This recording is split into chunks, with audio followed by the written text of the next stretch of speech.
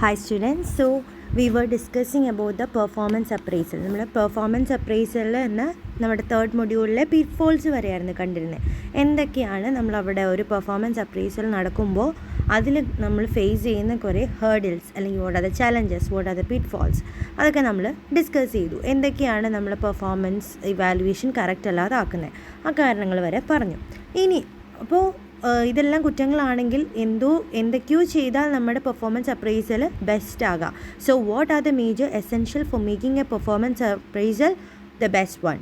അതിൽ first one ആണ് well defined performance standards. നമ്മൾ ആദ്യമേ പറഞ്ഞിരുന്നു അല്ലേ, ഒരു പെർഫോമൻസ് സ്റ്റാൻഡേർഡിൻ്റെ അല്ലെങ്കിൽ ആ പെർഫോമൻസ് അപ്രൈസലിലെ ഏറ്റവും ചലഞ്ചിങ് ആയിട്ടുള്ള ടാസ്ക് എന്തായിരുന്നു? അവിടെ സ്റ്റാൻഡേർഡ് ഫിക്സ് ചെയ്യുക എന്നുള്ളത്. സോ ഒരു നല്ല സ്റ്റാൻഡേർഡ് ഫിക്സ് ചെയ്യുക എന്നുള്ളത് തന്നെയാണ് ഫസ്റ്റ് എസെൻഷ്യാലിറ്റി ഓഫ് റണ്ണിങ് ആ പെർഫോമൻസ് അപ്രൈസൽ. അപ്പോൾ പെർഫോമൻസ് അപ്രൈസൽ ബെസ്റ്റ് ആവണമെങ്കിൽ the first thing is we should be establishing the well established performance standards.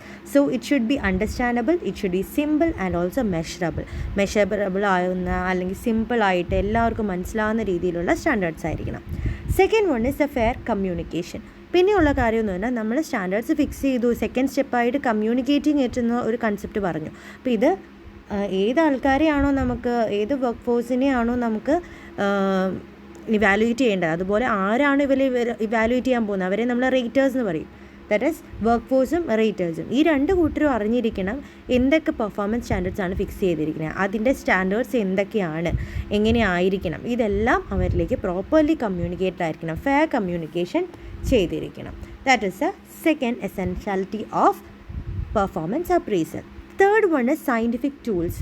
ഈ പെർഫോമൻസ് നമ്മൾ ഇവാലുവേറ്റ് ചെയ്യുന്നത് നോർമൽ ആയിട്ടുള്ള ടൂൾസ് ഒന്നും ഉപയോഗിച്ചിട്ടല്ല, സയൻറ്റിഫിക് ടൂൾസാണ്. ഡെവലപ്പ് ചെയ്തെടുത്ത പല ടൂൾസ് ഉപയോഗിച്ചിട്ടാണ് നമ്മൾ ഈ ഒരു പെർഫോമൻസ് അപ്രൈസൽ ചെയ്യുന്നത്. ചുമ്മാ ജസ്റ്റ് ഒരാളെ കണ്ടിട്ടല്ല നമ്മൾ അവർ നല്ലതാണോ മോശമാണോ, നല്ലപോലെ വർക്ക് ചെയ്യുന്നുണ്ടോ ഇല്ലയോ എന്നൊക്കെ ഐഡൻറ്റിഫൈ ചെയ്യുന്നത്. അതിന് പല രീതിയിലുള്ള മെത്തേഡ്സ് നമ്മൾ സയൻറ്റിഫിക്കലി പ്രൂവൺ ആക്കിയിട്ടുണ്ട്. ആ മെത്തേഡ്സ് തന്നെ യൂസ് ചെയ്യാവുള്ളൂ. അതൊക്കെ നിങ്ങൾ മെത്തേഡ്സിൽ ഡിസ്കസ് ചെയ്യും. ഇന്ന് തന്നെ നമ്മൾ അത് ഡിസ്കസ് ചെയ്യുന്നതാണ്.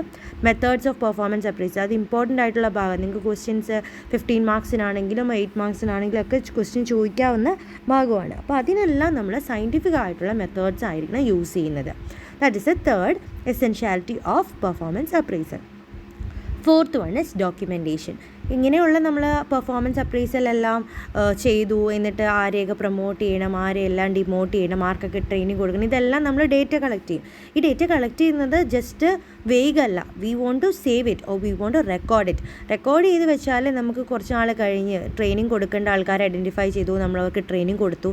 അപ്പോൾ ഇനി ഒരു 6 മാസം കഴിഞ്ഞിട്ട് ആ ട്രെയിനിങ് അവർ എഫക്റ്റീവ് ആണോ എന്നും കൂടി ചെക്ക് ചെയ്യും. അപ്പോൾ ചെക്ക് ചെയ്യുമ്പോൾ നമ്മൾ ഒരു റെഫറൻസ് വെച്ച് പഴയത് വെച്ച് കമ്പയർ ചെയ്തിട്ടാണ് അവർ മാറിയോ, അവർക്ക് ഇമ്പ്രൂവ്മെൻ്റ് ഉണ്ടോ എന്നൊക്കെ അറിയാം. അതിനുവേണ്ടി നമ്മൾക്കൊരു ഡോക്യുമെൻറ്റേഷനും നിർബന്ധമാണ്. ഡോക്യുമെൻ്റ് ചെയ്ത് വെച്ചിരിക്കണം എന്തൊക്കെയാണോ അവർ പറയുന്നതെന്നുള്ള കാര്യം. എന്നാലേ നമുക്ക് നമ്മുടെ റേറ്റേഴ്സ് തന്നിരിക്കുന്ന റേറ്റിംഗ്സ് എല്ലാം കറക്റ്റ് ആണോ അതെല്ലാം സബ്സ്റ്റാൻഷിയേറ്റ് ചെയ്യണമെങ്കിൽ എല്ലാം ഡോക്യുമെൻറ്റേഷൻ എസെൻഷ്യൽ ആണ്. Then impartial evaluation. പിന്നെയുള്ളൊരു കാര്യമാണ് ഇംപാർഷ്യൽ. ഒരിക്കലും ബയസ്ഡ് ആവരുത്. നമ്മളുടെ പിറ്റ്ഫോൾസിൽ നമ്മൾ കുറേ കാര്യങ്ങൾ പറഞ്ഞു. Halo effect, isolated incident, then carelessness, leniency mode, അങ്ങനെ പല കാര്യങ്ങൾ ഒരു റേറ്ററിന് സംഭവിക്കുക. അവരുടെ മടിപ്പ് കാരണം അവർക്ക് വർക്ക് ചെയ്യാൻ, അവർക്ക് ആ ഒരു കമ്മിറ്റ്മെൻറ്റ് ചെയ്ത് റിസൾട്ട് തരണമെന്നൊരു താല്പര്യമില്ലാതെ, അല്ലെങ്കിൽ അവർക്ക് ഒരു പ്രത്യേക ഇൻട്രസ്റ്റ് ഇല്ല, ഒരു ഇംപാർഷ്യലാണ്. ചില ആൾക്കാരോടൊരു എന്തെങ്കിലും ഉദ്ദേശമുണ്ട്, അല്ലെങ്കിൽ ചില ആൾക്കാരോട് ഫേവറിസം ഉണ്ട്. അതൊന്നും ഒരിക്കലും പെർഫോമൻസ് അപ്രൈസലിലേക്ക് ഇൻഫ്ലുവൻസ് ചെയ്യാൻ പാടില്ല. ഇപ്പം ഒരു മാനേജറിൻ്റെ കീഴിൽ ഒരു 12 സ്റ്റാഫ് ഉണ്ടെങ്കിൽ തന്നെ അതിലെല്ലാവരെയും മാനേജർ ഒരുപോലെ ഇഷ്ടപ്പെടണമെന്നില്ല. ചില ആൾക്കാരോട് പ്രത്യേക ഫേവറിസം എന്തായാലും ഉണ്ടാവും. പക്ഷേ ആ ഫേവറിസിന് ഒരിക്കലും നമ്മുടെ പെർഫോമൻസ് അപ്രൈസലിനെ എഫക്റ്റ് ചെയ്യാൻ പാടില്ല. പെർഫോമൻസ് അപ്രൈസൽ എപ്പോഴും എങ്ങനെയായിരിക്കണം? അൺബയസ്ഡ് ആയിരിക്കണം, അല്ലെങ്കിൽ ഇംപാർഷ്യൽ ആയിരിക്കണം. Then feedback. പിന്നെയുള്ള മെയിൻ കാര്യമാണ് ഫീഡ്ബാക്ക്. ഇപ്പോൾ പെർഫോമൻസ് നമ്മൾ വർക്ക് ഫോഴ്സിൽ നിന്ന് കളക്ട് ചെയ്തു, അത് ജസ്റ്റ് നമ്മുടെ ഉള്ളിലല്ല, അല്ലെങ്കിൽ ഒരു എക്സിക്യൂട്ടീവ് ലെവലിൽ മാത്രമല്ല ഡിസ്കസ് ചെയ്യുന്നത്. അവർ ഡിസ്കസ് ചെയ്തിട്ട് ആ കാര്യം ആരിലേക്ക് എത്തിക്കും? നമ്മുടെ വർക്ക് ഫോഴ്സിലേക്ക് എത്തിക്കും.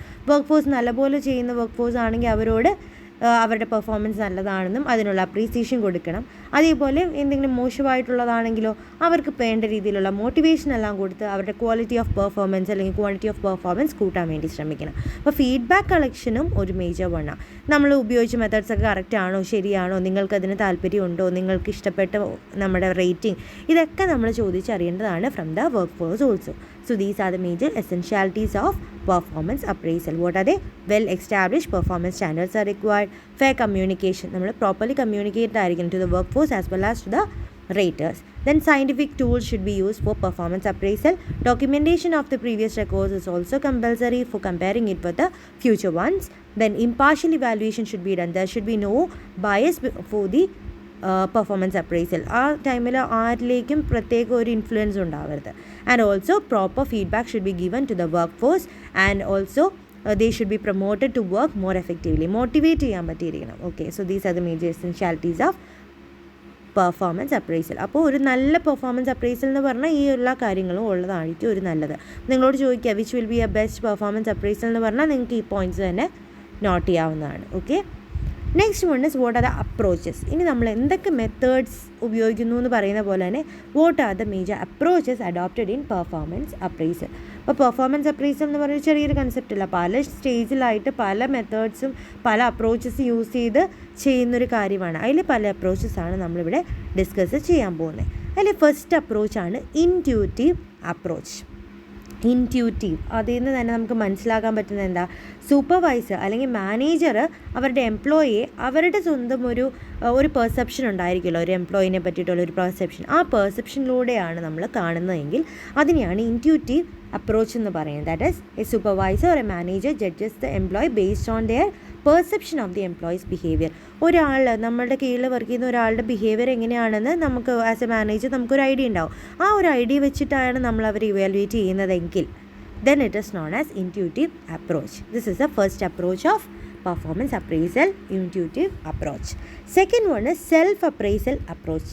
സെൽഫ് അപ്രൈസൽ ആണ്. അപ്പോൾ എന്തായിരിക്കും, സ്വന്തം പെർഫോമൻസ് എംപ്ലോയീസ് തന്നെയാണ് ഇവാലുവേറ്റ് ചെയ്യുന്നതെങ്കിൽ ആ മെത്തേഡിനെയാണ് സെൽഫ് അപ്രൈസൽ മെത്തേഡ് എന്ന് പറയുന്നത്. So here employees evaluate their own performance using A common format. ഒരു നോർമൽ ആയിട്ടുള്ളൊരു ഫോമാറ്റ് കൊടുക്കും, എന്നിട്ട് അവരെ കൊണ്ട് തന്നെ അവരെ ഇവാലുവേറ്റ് ചെയ്യിപ്പിക്കും. ചിലപ്പോൾ മാർക്സ് ഇടാനായിരിക്കാം, അവരെ റേറ്റ് ചെയ്യാനായിരിക്കാം. റേറ്റ് ചെയ്തിട്ട് അവർ സ്വയമായിട്ടായിരിക്കും അവരൊരു മാർക്ക് എടുത്ത് ഓക്കെ ഇതിന് എബോ ആണെങ്കിൽ ഞാൻ ബെസ്റ്റ് പെർഫോമർ, ഇതിന് ബിലോ ആണെങ്കിൽ ഞാൻ പുവർ പെർഫോമർ എന്ന് ഐഡൻറ്റിഫൈ ചെയ്യുന്നത്. അങ്ങനെ സ്വയമേ ചെയ്യുന്ന ഒരു ഇവാലുവേഷൻ ആണെങ്കിൽ അതിനെയാണ് സെൽഫ് അപ്രൈസൽ അപ്രോച്ച് എന്ന് പറയുന്നത്. Third one is group approach. Group approach എന്ന് പറയുമ്പോൾ എന്തായിരിക്കും, ഒറ്റൊരു മാനേജറോ ഒറ്റൊരു സൂപ്പർവൈസറോ ആയിരിക്കില്ല. A group of people will be supervising or evaluating an employee. That is an employee is evaluated by a group of person. ഒരു പാനൽ തന്നെയായിരിക്കാം. ഇപ്പോൾ ഇൻ്റർവ്യൂവിനൊക്കെ ഉണ്ടാവുന്ന പോലെ ഒരു പാനലായിരിക്കും ഡിസൈഡ് ചെയ്യുന്നത് അവരുടെ performance appraisal. Then fourth one is trait approach. നാലാമത്തെയാണ് ട്രേറ്റ് അപ്രോച്ച്. ട്രേറ്റ് അപ്രോച്ച് എന്ന് പറയുന്നത് ഒരു conventional അപ്രോച്ചാണ്. Here the manager or the supervisor evaluate the employee on the basis of the observable dimensions of personality such as integrity, honesty, dependability, punctuality, etc. നമ്മൾ ലോക്കലായിട്ട് പണ്ടത്തെ ആൾക്കാരൊരു നല്ല performer എന്ന് പറഞ്ഞാൽ കുറച്ച് characteristics ഒക്കെ അവർക്ക് ഉണ്ടാവണം. അല്ലെങ്കിൽ നമ്മൾ പറയുമ്പോൾ ചില മാനേജേഴ്സ് എന്ന് പറഞ്ഞാൽ ഇങ്ങനെ ആയിരിക്കണം, റിസ്ക് ടേക്കിംഗ് എബിലിറ്റി ഉണ്ടായിരിക്കണം, അങ്ങനെയൊക്കെ കുറേ ക്യാരക്ടറിസ്റ്റിക്സ് പറയും. കൺവെൻഷണൽ മെത്തേഡ്, ആ മെത്തേഡ് തന്നെ ഉപയോഗിച്ച് നമ്മളൊരു ഇവാലുവേഷൻ നടത്തുകയാണെങ്കിൽ അതിനെയാണ് ട്രേറ്റ് അപ്രോച്ച് എന്ന് പറയുന്നത്. ട്രേറ്റ്സ് ലൈക്ക് ഇൻറ്റഗ്രിറ്റി ഉണ്ടോ, അയാൾക്ക് ഓണസ്റ്റ് ആണോ, ലോയലാണോ കമ്പനിക്ക്, ഡിപ്പെൻഡബിലിറ്റി കൂടുതലാണോ കുറവാണോ, പങ്ക്ച്വൽ ആണോ, ഇങ്ങനെയുള്ള ക്യാരക്ടറിസ്റ്റിക്സ് നോക്കി മാത്രം ഒരാൾ ഇവാലുവേറ്റ് ചെയ്യാണ്. ഒബ്സർവബിൾ ആയിട്ടുള്ള ക്യാരക്ടറിസ്റ്റിക്സ് ആണ്, നമുക്ക് നേരിട്ട് കണ്ടറിയുന്ന ക്യാരക്ടറിസ്റ്റിക്സ്. അപ്പോൾ അതെല്ലാം വെച്ചിട്ട് ഒരാൾ ഇവാലുവേറ്റ് ചെയ്യുന്നതിനാണ് ട്രേറ്റ് അപ്രോച്ച് എന്ന് പറയുന്നത്. Then based on the achieved results. പിന്നെ ഉള്ളതെന്നാണ് നമുക്ക് കുറച്ച് ഫിക്സഡ് ടാർജറ്റും ഗോൾസൊക്കെ സെറ്റ് ചെയ്ത് കൊടുത്തിട്ടുണ്ടാവും നമ്മുടെ വർക്കേഴ്സിന്. ആ ടാർജറ്റ് അവർ മീറ്റ് ചെയ്തിട്ടുണ്ടോ, what ever B the means or what ever B the vase, if the target are achieved or if the goals are achieved, then they are a good performer. അല്ലെ, best performers ആയിട്ടൊക്കെ sales department എങ്ങനെ select ചെയ്യുക, ഏറ്റവും കൂടുതൽ sales കൊണ്ടുവന്നാറ്, ഏറ്റവും കൂടുതൽ target meet ചെയ്ത ആൾ, അവരെയൊക്കെയാണ് നമ്മൾ ബെസ്റ്റ് വൺ എന്ന് പറയുന്നത്. പക്ഷേ അവർക്ക് എല്ലാ രീതിയിലുള്ള ക്യാരക്ടറിസ്റ്റിക്സ് ഉണ്ടാവണമെന്നില്ല. ചിലപ്പോൾ അവർ ഓണസ്റ്റ് ആവണമെന്നില്ല, ലോയൽറ്റി കുറവായിരിക്കാം. ഇതൊന്നും നമ്മളവിടെ കൺസിഡർ ചെയ്യുന്നില്ല. അപ്പോൾ നമ്മൾ ജസ്റ്റ് നമ്മുടെ അച്ചീവ്മെൻറ്റ്സ് അല്ലെങ്കിൽ അച്ചീവ്ഡ് റിസൾട്ട്സ് വെച്ച് മാത്രമാണ് ഒരാൾ ഇവാലുവേറ്റ് ചെയ്യുന്നതെങ്കിൽ അതിനെയാണ് ഈ മെത്തേഡ് പറയുന്നത് based on the achieved results. And the six one is behavioural method.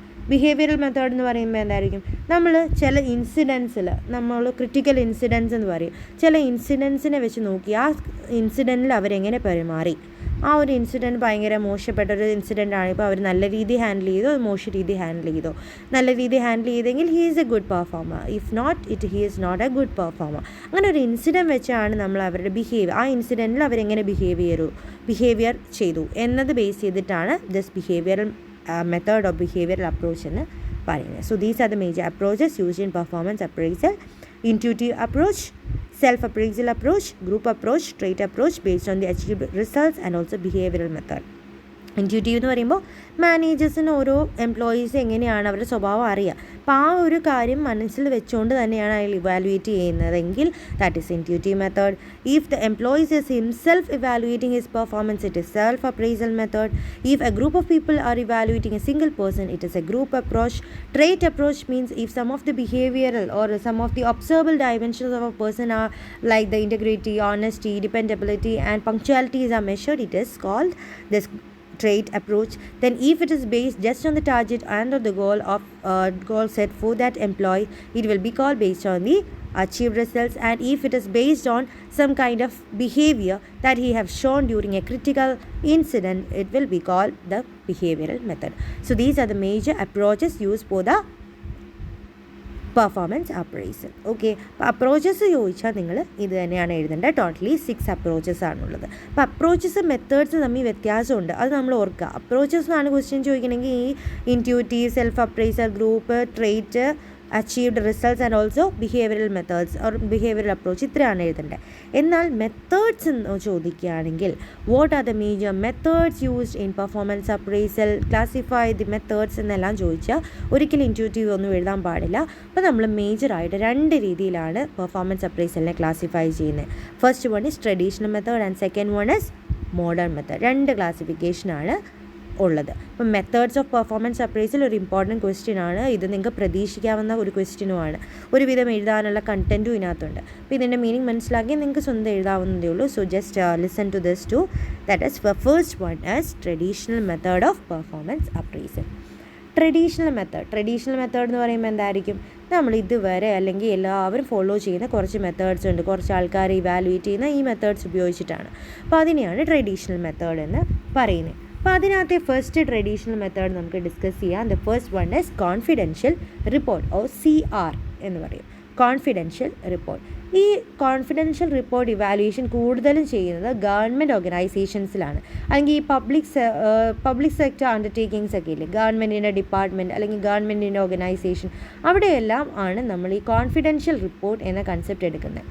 In this method, a reviewing officer or an immediate supervisor or a senior officer will prepare a detailed report regarding the performance of the employees. എംപ്ലോയീസിൻ്റെ പെർഫോമൻസിൻ്റെ ഒരു detail report അവരുടെ സീനിയറിൻ്റെ കയ്യിലുണ്ടാവും. Okay, then he will be preparing this report and giving to the supervisor and the immediate supervisor ഇത് കയ്യിൽ വെക്കുന്നതായിരിക്കും. Okay, in this report the report records the strength, weakness, character, major achievements and failures of the employees. എല്ലാം ഉണ്ടായിരിക്കും. അയാളുടെ എന്തൊക്കെയാണ് strength, അയാളുടെ weakness എന്താണ്, അയാളുടെ അച്ചീവ്മെൻറ്റ്സ് എന്താണ്, അയാളുടെ ക്യാരക്ടർ എന്താണ്, ഗുഡ് ക്യാരക്ടറാണോ ബാഡ് ക്യാരക്ടറാണോ, ഇതെല്ലാം അതിനകത്ത് ഇൻക്ലൂഡ് ചെയ്തിട്ടുണ്ടാവും. അയാളുടെ ഫെയിലിയേഴ്സും അതിനകത്ത് ഇൻക്ലൂഡ് ചെയ്തിട്ടുണ്ടാവും. അതുകൊണ്ട് തന്നെ ഇതെല്ലാം കോൺഫിഡൻഷ്യൽ ആയിരിക്കും. ഈ കോൺഫിഡൻഷ്യൽ റിപ്പോർട്ടിൻ്റെ പേര് പറയാൻ കാരണം എന്ന് വെച്ചാൽ അത് വേറെ ആർക്കും കൊടുക്കുന്നില്ല, ഇത് എല്ലാവരും കാണുന്ന രീതിയിലല്ല, ഇത് എപ്പോഴും എങ്ങനെയായിരിക്കും, കോൺഫിഡൻഷ്യൽ ആയിട്ട് തന്നെയായിരിക്കും വെച്ചിരിക്കുന്നത്. And no information is provide to the employees regarding their performance. വേറൊരു എംപ്ലോയിയും ഈ കാര്യം അറിയാൻ പോകുന്നില്ല. ഒരാളെ എന്നെ പറ്റിയിട്ടൊരു ഇൻഫർമേഷനാണ് എൻ്റെ സീനിയറിനുള്ളെങ്കിൽ it will always remain with himself. It won't be given to any of my colleagues.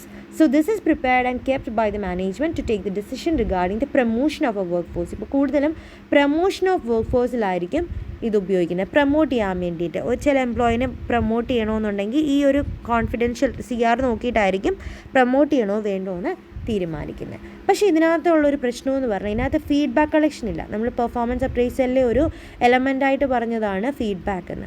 പക്ഷേ ഇതിനകത്ത് ഫീഡ്ബാക്ക് കളക്ഷൻ ഒട്ടും വരുന്നില്ല. അതുകൊണ്ട് തന്നെ ഇതിന് ചെറിയ ഒരു ഡിഫക്റ്റ് ഉണ്ട്. That is there is absence of feedback collection. And also this method does not allow the employees know about their strength and weakness. എന്താണ് അവരുടെ ശക്തികൾ, അല്ലെങ്കിൽ അവർക്ക് എന്താണ്, ഏത് ഏരിയയിലാണ് അവർ വീക്ക്, ഇതൊന്നും ഐഡൻറ്റിഫൈ ചെയ്യാൻ പറ്റത്തില്ല. അപ്പോൾ അങ്ങനെയുള്ള കുറച്ച് പ്രശ്നങ്ങളുണ്ട് കോൺഫിഡൻഷ്യൽ റിപ്പോർട്ടിന്. അപ്പോൾ കോൺഫിഡൻഷ്യൽ റിപ്പോർട്ട് എന്ന് വെച്ചാൽ ഗവൺമെൻറ് എംപ്ലോയീസ് അല്ലെങ്കിൽ ഗവൺമെൻറ് എംപ്ലോയീസിൻ്റെ പേരിൽ ഒഫീഷ്യൽസ് ഉണ്ടാക്കുന്നതായിരിക്കും. അതിനകത്ത് സ്ട്രെങ്ത്തും വീക്ക്നെസ്സും അവരുടെ അച്ചീവ്മെൻറ്റ്സും ഫെയിലിയേഴ്സും എല്ലാം ഇൻക്ലൂഡഡ് ആയിരിക്കും. പക്ഷേ ഇത് കോൺഫിഡൻഷ്യൽ ആയിരിക്കും, വേറൊരാളിലേക്ക് പോകുന്നില്ല. അതുകൊണ്ട് തന്നെ ഇതിന് ഒരു ഫീഡ്ബാക്ക് കിട്ടുന്നത് ബുദ്ധിമുട്ടായിരിക്കും. അതുപോലെ അവർക്ക് തന്നെ ഈ എംപ്ലോയീസിന് അവരുടെ വീക്ക്നെസ് ഏരിയാസ് ഏതാണ്, അവരുടെ സ്ട്രെങ്ത് ഏരിയാസ് ഏതെന്നൊന്നും ഐഡൻറ്റിഫൈ ചെയ്യാൻ പറ്റത്തില്ല. This is a first traditional method of performance appraisal. The second one is essay method or free form or narrative technique. essay method, free form or narrative technique. essay method എന്ന് പറയുമ്പോൾ അറിയാം, ഒരു essay പോലെയായിരിക്കും. അപ്പോൾ in this method the rater will be preparing a written statement about the job related behavior and the performance of the employees. എംപ്ലോയീസിൻ്റെ appraise ചെയ്യാൻ പോകുന്ന ആ എംപ്ലോയീസ് അല്ലെങ്കിൽ ചെക്ക് ചെയ്ത ആ എംപ്ലോയിയുടെ ഫുൾ ഹിസ്റ്ററി അല്ലെങ്കിൽ അയാളുടെ ഒരു ഫുൾ ഡീറ്റെയിൽഡ് ഇൻഫർമേഷൻ ആയിരിക്കും. ജോബ് റിലേറ്റഡ് ബിഹേവിയർ എങ്ങനെയാണ്, അയാളുടെ പെർഫോമൻസ് ഇതെല്ലാം ഇൻക്ലൂഡ് ചെയ്തിട്ടുണ്ടാവും. And this statement focus on revealing the specific strength and weakness in the job performance. Job പെർഫോമൻസിൽ അവർ ഫേസ് ചെയ്തിട്ടുള്ള അവർക്കുള്ള ഏറ്റവും സ്ട്രെങ്ത്തും ഏറ്റവും മോശമായിട്ടുള്ള വീക്ക്നെസ്സും ആയിരിക്കും അവിടെ പിൻ പോയിൻ്റ് ചെയ്യുന്നത്. അതുപോലെ തന്നെ അവരുടെ വീക്ക്നെസ് ഏരിയാസ്, മിസ്റ്റേക്ക്, എറേഴ്സ് എല്ലാം കുത്തിയെടുത്തിരിക്കും. എപ്പോഴും എറേഴ്സ് ആയിരിക്കും കൂടുതൽ ഹൈലൈറ്റ് ചെയ്യുന്നത്, നല്ലതിനേക്കാളും മോശമായിരിക്കും കൂടുതലും അവിടെ വരുന്നത്. ഇത് മിക്കവാറും റിട്ടേൺ ആയിരിക്കും, പക്ഷെ അത് നമ്മുടെ അപ്രൈസറിന് മാത്രമേ ഇതിൽ ഓൾട്രേഷൻസ് എല്ലാം വരുത്താനും പറ്റത്തുള്ളൂ. But it on comparison with the confidential report, essay method make consultation with employees while preparing the performance statement. പക്ഷേ കോൺഫിഡൻറ്റ് റിപ്പോർട്ടിൽ ഒരിക്കലും എംപ്ലോയി അറിയുന്നില്ല എന്തൊക്കെയാണ് അയാളെ പറ്റി എഴുതി വെച്ചിരിക്കുന്നതെന്ന്. പക്ഷേ essay മെത്തേഡ് അയാൾ അറിഞ്ഞിട്ടാണ് എഴുതുന്നത്. അപ്രൈസൽ എപ്പോഴും അയാളോട് ചോദിച്ചിട്ടായിരിക്കും എഴുതുന്നത്. And this method permits the appraisal to conduct an in-depth evaluation of the employees and prepare an elaborate performance statement. നല്ലപോലെ പഠിച്ച് മനസ്സിലാക്കിയിട്ട് മാത്രമായിരിക്കും ഈ ഒരു റിപ്പോർട്ട് എഴുതുന്നത്. പക്ഷേ ഇതിനും ഒരു ഡ്രോബാക്ക് ഉണ്ട്. Because it requires more time for performance evaluation. കുറേ സമയം എടുക്കും. Because it is like an essay അല്ലേ. essay എപ്പോഴും കുറേ സമയം എടുക്കുന്ന. അപ്പോൾ അതുപോലെ എഴുതി അവരോട് ചോദിച്ച് ശരിയാണോ എന്നൊക്കെ അറിഞ്ഞൊക്കെ ഉണ്ടാക്കി വരുന്നത് കൊണ്ട് ഇത് ഭയങ്കര ലെങ്തി പ്രോസസ് ആയിരിക്കും. It takes lot of time. That is the second method. അപ്പോൾ ട്രഡീഷണൽ മെത്തേഡിൽ ഫസ്റ്റ് കോൺഫിഡൻഷ്യൽ റിപ്പോർട്ട് പറഞ്ഞു. Second one is essay method or free form or narrative technique. ഇതിൽ ഏത് പേര് വേണമെങ്കിൽ നിങ്ങൾക്ക് യൂസ് ചെയ്യാം. The third one is straight ranking method. So here the appraisal ranks the employees on the basis of their performance. The ranking method evaluates each employee against the perks and ranks performance from the highest to the lowest. Here they need to determine the specific position of each employee compared to the co-workers. ഇതെന്ന് പറയുമ്പോൾ comparison പോലെയാണ്, ranking അല്ലേ. Straight ranking എന്ന് പറയുമ്പോൾ compare ചെയ്തിട്ടാണ്. അപ്പോൾ ഒരു worker ലെവലിലാണെങ്കിൽ ഒരു 100 വർക്കേഴ്സ് ഉണ്ടെങ്കിൽ ഈ വർക്കേഴ്സിനെല്ലാം റാങ്ക് ഇടണം. 1 to 100 റാങ്ക്സിൽ ഓരോരുത്തർക്കും ഓരോ റാങ്കുകളായിട്ട്, first rank, second rank, third rank, fourth rank, അങ്ങനെ ഇടുന്ന ഒരു കൺസെപ്റ്റിനെയാണ് ഇവിടെ സ്ട്രെയിറ്റ് റാങ്കിങ് എന്ന് പറയുന്നത്. അപ്പോൾ അതിന് തന്നെ നമ്മൾ 2 രീതിയിലാണ് സ്ട്രെയിറ്റ് റാങ്കിങ് മെത്തേഡ് ചെയ്യാറുള്ളത്. ഓൾട്ടർനേറ്റീവ് റാങ്കിങ് മെത്തേഡും പെയർഡ് റാങ്കിങ് മെത്തേഡും. ഓക്കെ, ഓൾട്രേഷൻ റാങ്കിങ് മെത്തേഡ് എന്ന് പറഞ്ഞാൽ ഏറ്റവും ബെസ്റ്റ് പെർഫോമറിനെ നമ്മൾ ഐഡിയൽ എംപ്ലോയി ആയിട്ട് എടുക്കും. അയാൾക്ക് ഫസ്റ്റ് റാങ്ക് കൊടുക്കും. അയാളെ വെച്ച് നോക്കിയിട്ട് അടുത്ത ആൾ ബാക്കിയുള്ള എല്ലാവരെയും കമ്പയർ ചെയ്ത് 1, 2, 3, 4 അങ്ങനെ നമ്മൾ റേറ്റിംഗ് ഇടുന്നു. Okay, the ranks aside by each assessor are then average and a relative ranking of each member in the group is determine. ഇപ്പോൾ 2-3 അപ്രൈസേഴ്സ് ഉണ്ടെങ്കിൽ ചിലപ്പോൾ ഒരാൾ 1 റാങ്ക് ഇടാം, ഒരാൾ 5ാമത്തെ റാങ്ക് ഇടാം, വേറെ 3ാമത്തെ ആൾ 10ാമത്തെ റാങ്ക് ഇടാം. അപ്പോൾ ഈ 3 റാങ്കും കൂടെ കമ്പയർ ചെയ്തിട്ടായിരിക്കും അവർക്കൊരു ഫൈനൽ റാങ്ക് വരുന്നത്. Okay, so this is the alternative ranking method. Second one is paired ranking method. Paired comparison മെത്തേഡാണ്, റാങ്കിങ് അല്ല, കമ്പാരിസൺ ആണ്. പെയർഡ് കമ്പാരിസൺ മെത്തേഡ് എന്ന് പറഞ്ഞാൽ നമ്മൾ ഫസ്റ്റ് ആളെ ഡിസൈഡ് ചെയ്യുന്നുണ്ട്. That is the paired comparison method systemises the ranking and enables better comparison between the individuals to the rated. So one will be taken to the best one. ഒരാളെ select ചെയ്യുന്നു, അതിൻ്റെ കൂടെ വേറൊരാളെയും കൂടെ നോക്കുന്നു. ഇവർ 2 പേര് A, B എന്ന് 2 കൂട്ടരെടുത്തു. A ആണോ B ആണോ നല്ലത്? A ആണ് നല്ലതെങ്കിൽ Aക്ക് 1 എന്നും Bക്ക് 2 എന്നും ഇട്ടു. ഇനി ബി എ സി എയും കൂടെ കമ്പയർ ചെയ്യുന്നു. ബി ആണോ സി ആണോ നല്ലത് നോക്കി. സോ സി ആണ് നല്ലത് എന്ന് മനസ്സിലാക്കി സിക്കായിരിക്കും സെക്കൻഡ് റാങ്ക്. ഓക്കെ, പിന്നെ സി എ ഡി ആയിട്ട് കമ്പയർ ചെയ്ത് അങ്ങനെ മാത്രം കമ്പാരിസൺ ചെയ്യുന്നു. അതിനെയാണ് നമ്മൾ പെയർഡ് കമ്പാരിസൺ എന്ന് പറയുന്നത്. രണ്ടാൾക്കാരെ വെച്ചിട്ട് കമ്പയർ ചെയ്തിട്ട് അതിലാരാണോ നല്ലത് അങ്ങനെ കമ്പയർ ചെയ്ത് 1 to 100 റാങ്ക്സ് വരെ എത്തിക്കുന്ന ഒരു കൺസെപ്റ്റാണ് paired ranking method. So ranking method തന്നെ ഓൾട്ടറേഷൻ റാങ്കിങ് മെത്തേഡും ഉണ്ട്, പെയർഡ് റാങ്കിങ് മെത്തേഡും ഉണ്ട്. The fourth one is graphic rating scale. Graphic rating scale അത് കേൾക്കുമ്പോൾ തന്നെ നമുക്ക് മനസ്സിലാവും ഇതൊരു in a form of a graphic ആയിരിക്കും. Highly qualified to low qualified. നിങ്ങൾ ഒരു പ്രൊജക്റ്റൊക്കെ ചെയ്തിരുന്നു. അപ്പോൾ പ്രൊജക്റ്റ് ചെയ്തിരുന്നപ്പോൾ നമ്മൾ very highly satisfied, very dissatisfied എന്നെല്ലാം പറഞ്ഞിട്ട് ഹൈലി സാറ്റിസ്ഫൈഡ്, പിന്നെ satisfied, neither satisfied, no dissatisfied, highly dissatisfied, ഇങ്ങനെ ക്ലാസിഫിക്കേഷൻ ചെയ്തിട്ടുണ്ട്. അപ്പോൾ അതിലെന്താ ഏതെങ്കിലും ഒന്ന് ഈ 1 to 5 അല്ലെങ്കിൽ ഈ ഒരു 5 എണ്ണത്തിനുള്ളിൽ തന്നെ നിൽക്കും എല്ലാ രീതിയിലുള്ള റാങ്ക്സും, അല്ലേ? എല്ലാവർക്കും ഈ ഒരു റേഞ്ചിൽ തന്നെ. ഇപ്പോൾ ഒരു 5 എംപ്ലോയീസ് ഉണ്ടെങ്കിൽ ചിലപ്പോൾ 5 എംപ്ലോയീസും വെരി സാറ്റിസ്ഫൈഡ് ആയിരിക്കും. ചിലപ്പോൾ ചില ആൾക്കാർ നൈദർ സാറ്റിസ്ഫൈഡ്, നോ ഡിസാറ്റിസ്ഫൈഡ് ആയിരിക്കാം. ചിലർ ഡിസാറ്റിസ്ഫൈഡ് ആയിരിക്കാം, ചിലവർ സാറ്റിസ്ഫൈഡ് ആയിരിക്കാം. പലവർക്കും പല രീതിയിലായിരിക്കും. പക്ഷേ ഏതെങ്കിലും ഒന്ന് സെലക്ട് ചെയ്യുന്നുണ്ടാവും. So, in this method, the rater relies on a printed appraisal form containing a set of performance factors and rate, commonly referred as a rating factors. So, ഇതിനകത്ത് ഫിൽ ചെയ്ത് പോകുന്നതായിരിക്കും this appraisal form. So, this includes the factors such as job knowledge, quantity of work, quality of work, dependability, attendance, communication, interactive skill, initiative, analytical ability, etc. അപ്പോൾ അതിനെല്ലാം base ചെയ്തിട്ട് ഈ ഒരു 5 point സ്കെയിലിൽ നമ്മൾ മെഷർ ചെയ്ത ആൾക്കാർക്ക് ഇടുവാണ് എങ്കിൽ അതിനെയാണ് നമ്മൾ ഗ്രാഫിക് റേറ്റിംഗ് സ്കെയിൽ എന്ന് പറയുന്നത്. ഇപ്പോൾ ഹൈലി പങ്ക്ച്വൽ ആയിട്ടുള്ള ആർക്കാണെങ്കിൽ നമ്മൾ എന്ത് കൊടുക്കും? 1 ആയിരിക്കും റാങ്ക് കൊടുക്കും, അല്ലെങ്കിൽ വെരി വെൽ അല്ലെങ്കിൽ ബെസ്റ്റ് എന്ന രീതിയിൽ കൊടുക്കും. എന്നാൽ ഒട്ടും പങ്ക്ച്വൽ അല്ല പുള്ളിയെങ്കിൽ നമ്മളെന്താ 5 റാങ്കിങ് കൊടുക്കും. മറ്റേ ലോ ക്വാളിറ്റി, ലോ എന്ന കൺസെപ്റ്റ് കൊടുക്കും. അപ്പം അങ്ങനെ ഒരു ഗ്രാഫിക് സ്കെയിൽ 1 to 5 ഒരു 5 point സ്കെയിലാണ് നമ്മൾ പെർഫോമൻസ് ഇവാലുവേറ്റ് ചെയ്യുന്നതിനെയാണ് നമ്മളെന്താ ഗ്രാഫിക് റേറ്റിംഗ് സ്കെയിൽ എന്ന് പറയുന്നത്. Fifth one is behavioural checklist. Behavioral checklist means a behavioral checklist is an appraisal form containing statement illustrating both effective and ineffective job behaviors. ഇന്നെഫക്റ്റീവെന്നും effective job ബിഹേവിയേഴ്സും ഉണ്ടാവും. അപ്പോൾ ആൾക്കാരെ എവിടെ ഇടണം, എഫക്റ്റീവ് ഇടണോ ഇന്നെഫക്റ്റീവ് ഇടണോ എന്നുള്ളത് നമ്മൾ സെലക്ട് ചെയ്യുന്ന രീതിയിൽ അതിനെയാണ് നമ്മൾ ബിഹേവിയറൽ ചെക്ക് ലിസ്റ്റ് എന്ന് പറയുന്നത്. So here what will be given, that is this is an appraisal form containing the statement illustrating effective and ineffective job behavior. These behaviors communicate a number of behavioral facets important for a particular job. In this method, the rater prepares the appraisal report by answering a set of questions on the job related behavior of the employees and give it. അപ്പം ഒരു list of questions ആയിരിക്കും. One, if he is punctual. Second, does he complete the work in a proper time? If he faces any difficulties in completing the work. അങ്ങനെയുള്ള പല he is coordinating with the co-workers. ഇങ്ങനെ പല behavioural questions ചോദിക്കും. ഈ ഓരോ behavioural ക്വസ്റ്റ്യൻസിന് S ആണോ no ആണോ എന്ന രീതിയിൽ ആൻസേഴ്സ് കൊടുക്കും. ഇതിനെ മെഷർ ചെയ്തിട്ട് നമ്മൾ ഒരു ഇവാലുവേഷനിലേക്ക് പോവുകയാണെങ്കിൽ അതിനെയാണ് നമ്മൾ ബിഹേവിയറൽ ചെക്ക് ലിസ്റ്റ് എന്ന് പറയുന്നത്. Okay, next one is forced distribution method. അടുത്താണ് forced distribution method. Forced distribution method എന്ന് പറഞ്ഞാൽ the rater distributes its rating in the pattern of a normal curve. This method postulates that the performance level of the workers can be better constructed by representing it in a normal statistical combination. ഇപ്പോൾ forced ഡിസ്ട്രിബ്യൂഷനാണ് 1 തൊട്ട് 10 ഒരു employee ഉണ്ട്, 1, 2, 3 അങ്ങനെ 10 employees ഉണ്ട്. അപ്പം നമ്മൾ ഒരാൾക്ക് എന്തായാലും ഫസ്റ്റ് റാങ്ക് കൊടുക്കണം, ഒരാൾക്ക് എന്തായാലും 10 റാങ്ക് കൊടുക്കണം. അപ്പം നമുക്ക് എല്ലാവർക്കും റാങ്ക് കൊടുക്കണം എന്നതുകൊണ്ട് മാത്രം നമ്മൾ റാങ്ക് ചെയ്യില്ലേ, ആ ഒരു കൺസെപ്റ്റിനാണ് ഫോഴ്സ്ഡ് ഡിസ്ട്രിബ്യൂഷൻ മെത്തേഡ് എന്ന് പറയുന്നത്. ഓക്കെ, അപ്പോൾ നമ്മൾ ഫോഴ്സ്ഫുള്ളി നമ്മൾ അവർക്കൊരു റാങ്ക് കൊടുത്തേണ്ടി വരും. അപ്പം നല്ല 3 എംപ്ലോയീസേ ഉള്ളൂ. അപ്പോൾ അതിനകത്ത് ഒരു എംപ്ലോയി ബെസ്റ്റ് പെർഫോമറുമാണ്, ഒരു എംപ്ലോയി ലീസ്റ്റ് പെർഫോമറുമാണ്. മറ്റേ ആളെ അപ്പോൾ നമ്മൾ എവിടെ ഇടും?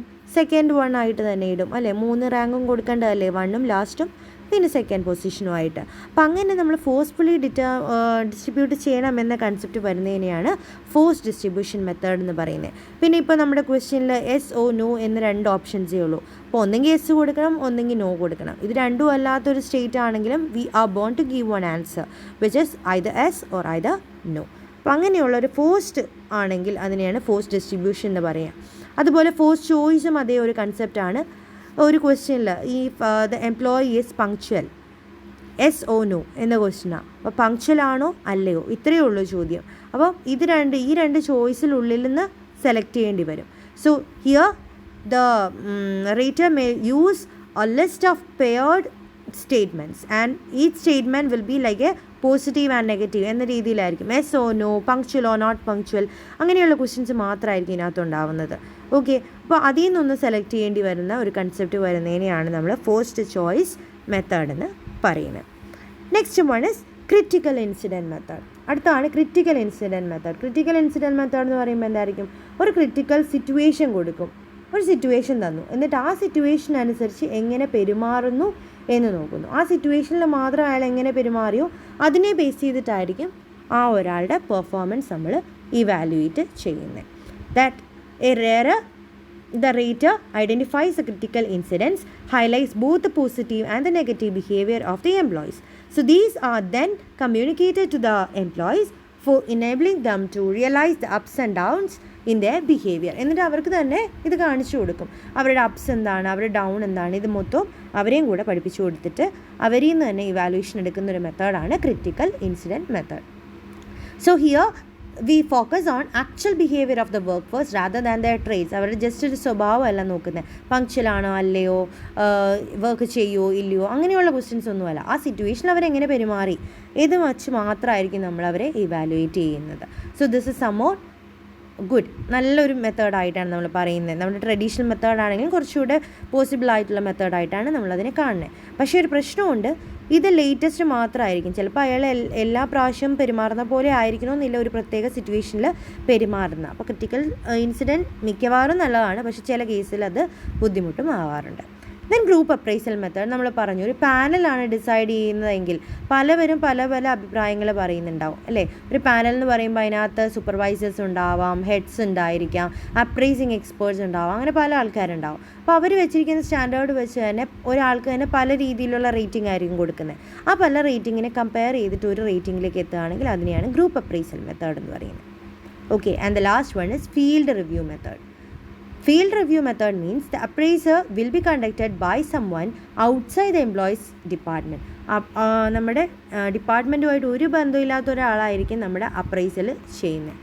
Okay, so A person outside will do the appraisal and based on that we will be the senior officer from the training development or the HR department will review the employees record and holds interviews with employees and their supervisors. എന്നിട്ട് HR ഡിപ്പാർട്ട്മെൻറ്റിലെ ആൾക്കാർ അവരുടെ past റെക്കോർഡ്സൊക്കെ നോക്കി അവരുമായിട്ട് interview ഒക്കെ വെച്ചിട്ടായിരിക്കും നമ്മളൊരു തീരുമാനത്തിലേക്ക് എത്തുന്നത്. So this is useful in making a comparative analysis of performance of employee in different units or location of an organization. ഇപ്പോൾ ഒരു ഓർഗനൈസേഷൻ അതിന് പല പല യൂണിറ്റ് പല പല കൺട്രിയിലാണ് അല്ലെങ്കിൽ പല പല സ്റ്റേറ്റിലാണെങ്കിൽ അവിടെയെല്ലാമാണ് നമ്മൾ ഫീൽഡ് റിവ്യൂ മെത്തേഡ്സ് അഡോപ്റ്റ് ചെയ്യാറുള്ളത്. ഇപ്പോൾ ഒരാൾ ആ ഓർഗനൈസേഷന് പുറത്തുനിന്നുള്ള ഒരാളായിരിക്കും ആ ഒരു ഓർഗനൈസേഷൻ ആളെ പറ്റിയിട്ടുള്ള അഭിപ്രായങ്ങളും അവരുടെ പെർഫോമൻസും ഇവാലുവേറ്റ് ചെയ്യുന്നത്. So this is called a field review method. So these are the 10 types of traditional methods of performance appraisal. ഇതെല്ലാം നിങ്ങൾക്ക് പഠിക്കാൻ പറ്റണമെന്നില്ല. അപ്പോൾ ഇതിനകത്ത് പഠിക്കാൻ പറ്റുന്ന പേരുകളും ആ കൺസെപ്റ്റും പഠിച്ചിട്ട് പരീക്ഷയ്ക്ക് പോവുക. ഓക്കെ, അപ്പോൾ 2 മെത്തേഡ്സ് ആണുള്ളത്. ഫസ്റ്റ് വൺ ആണ് traditional methods of performance appraisal. The second one is modern methods of performance appraisal. ട്രഡീഷണലിലെ ഫസ്റ്റ് വൺ ആണ് confidential report, then SA method, straight ranking method, alteration ranking method, paired comparison method, graphic rating scale, behavioral checklist, force distribution method, force choice method, critical incident method, group appraisal method and field review method. Okay, so these are the major traditional methods of performance appraisal. Okay, so next day നമ്മൾ ഇതിൻ്റെ modern methods discuss ചെയ്യും. Modern methods എന്താണ്, അതുപോലെ ഇനിയുള്ള promotion concepts എല്ലാമാണ് next ക്ലാസ്സിൽ discuss ചെയ്യുന്നത്. So ഇത്രയും പോർഷൻസ് കേട്ട് നോക്കുക. നിങ്ങൾക്ക് എന്തെങ്കിലും ഡൗട്ട്സ് ഉണ്ടെങ്കിൽ ചോദിക്കുക. ബാക്കിയുള്ള പോർഷൻസ് ഞാൻ പെട്ടെന്ന് തന്നെ അപ്ലോഡ് ചെയ്യാം. നിങ്ങൾ പഠിച്ചു പോവുക. പഠിക്കുന്നതിൻ്റെ കൂടി വീഡിയോസും കൂടെ കണ്ടിട്ട് ഇമ്പോർട്ടൻ്റ് ഏതെങ്കിലും ഭാഗങ്ങൾ ഡൗട്ട്സ് ഉണ്ടെങ്കിൽ നിങ്ങൾ കമൻറ്റ് ബോക്സിലിടുക. ഞാൻ ആ ഒരു പോർഷൻ മാത്രമായിട്ട് വേറെ ക്ലാസ് വേണമെങ്കിൽ എടുത്ത് തരാവുന്നതായിരിക്കും. Okay, so all the best for the exam and thank U.